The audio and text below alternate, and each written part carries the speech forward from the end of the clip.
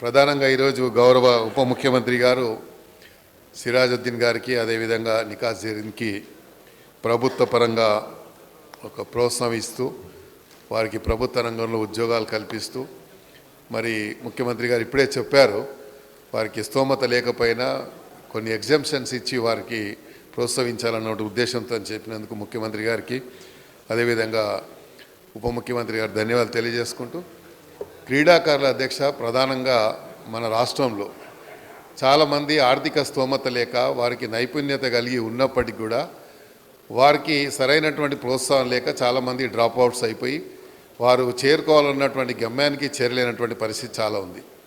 ఒక ఎగ్జాంపుల్గా చెప్తాను అధ్యక్ష, మా అమ్మగారు దానం లక్ష్మీబాయి గారి ట్రస్ట్ పేరు మీద నికాస్ జరీన్ గారు అంతర్జాతీయ క్రీడలకు వెళ్ళాలని ఇబ్బందులు పడుతున్నటువంటి తరుణంలో అంతర్జాతీయ రెఫరీ అశోక్ బాక్సర్ అని ఉన్నాడు అధ్యక్ష, ఒలింపిక్స్ దానికి.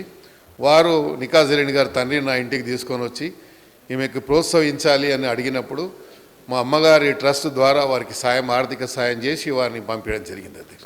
దానికి నేను గర్వపడతా ఉన్నాను. అలాంటి దానికి అదేవిధంగా గతంలో ఒక 10 సంవత్సరాల క్రితం సలీం గారు అని బ్యాడ్మింటన్ కోచ్ ఉండేవారు ఎల్బీ స్టేడియంలో.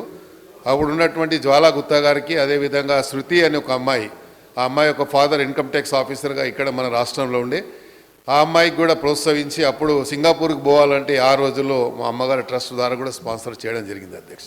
జ్వాలా గుత్తా గారికి వీళ్ళు ఎందుకు చెప్తా ఉన్నానంటే అధ్యక్ష, చాలామంది నైపుణ్యత కలిగినటువంటి వారు ఉన్నారు.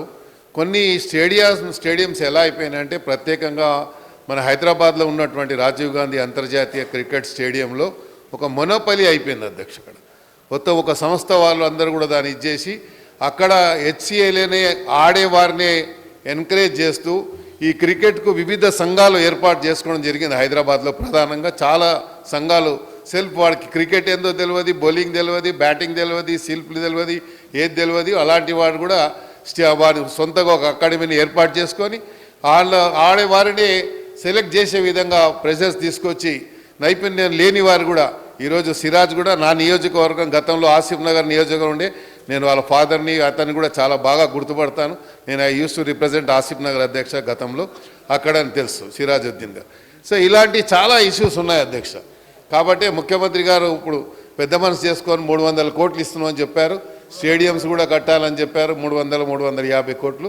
అయితే ఇంకా ఈ క్రీడాకారులకు కావాల్సినటువంటి ప్రాపర్ డైట్ విషయంలో కానీ నైపుణ్యత కలిగినటువంటి క్రీడాకారుల్ని ప్రోత్సహించడానికి ప్రభుత్వ పరంగా వారిని మనం పికప్ చేయాల్సిన అవసరం ఉంది. ప్రభుత్వమే వారిని అడాప్ట్ చేసుకొని ఏ రంగంలో వారికి నైపుణ్యత ఉందో వారిని ఆ రకంగా మనం ముందుకు తీసుకుపోయినట్టయితే తప్పకుండా మన రాష్ట్రానికి దేశానికి పేరు ప్రతిష్ట తీసుకురావడానికి వారు దోహదపడతారన్నటువంటి మాటని సందర్భంగా తమ ద్వారా గౌరవ ముఖ్యమంత్రి గారి దృష్టికి తీసుకెళ్తూ స్టేడియంస్ కూడా చాలా మా ఖైరతాబాద్లో అధ్యక్ష బంజారాహిల్స్లో ఒకటి కేటీఆర్ గారు ఒక స్టేడియం ఇండోర్ స్టేడియంకి శంకుస్థాపన చేశారు, అది నడుస్తూ ఉంది అధ్యక్ష.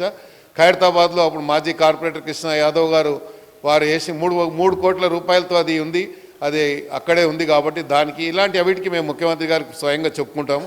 కానీ నైపుణ్యత కలిగినటువంటి క్రీడాకారులు ఏ రంగంలో వారు ఉన్నారో వారిని పికప్ చేసుకొని ప్రభుత్వమే అడాప్ట్ చేసుకొని వారికి పూర్తిగా అన్ని రకాలుగా షెల్టర్ ఇచ్చి వారికి అకామిడేషన్ ఇచ్చి డైట్ ఇచ్చి అన్ని రకాలుగా మనం ప్రోత్సహించినట్టయితే ఇంకా చాలామందిని మనం ప్రొడ్యూస్ చేసే వాళ్ళం అవుతాము. ప్రొడ్యూస్ చేసేటువంటి అవకాశం ఉందని ఈ సందర్భంగా తెలియజేస్తూ ఈ అవకాశం ఇచ్చినందుకు ధన్యవాదాలు. Thank you.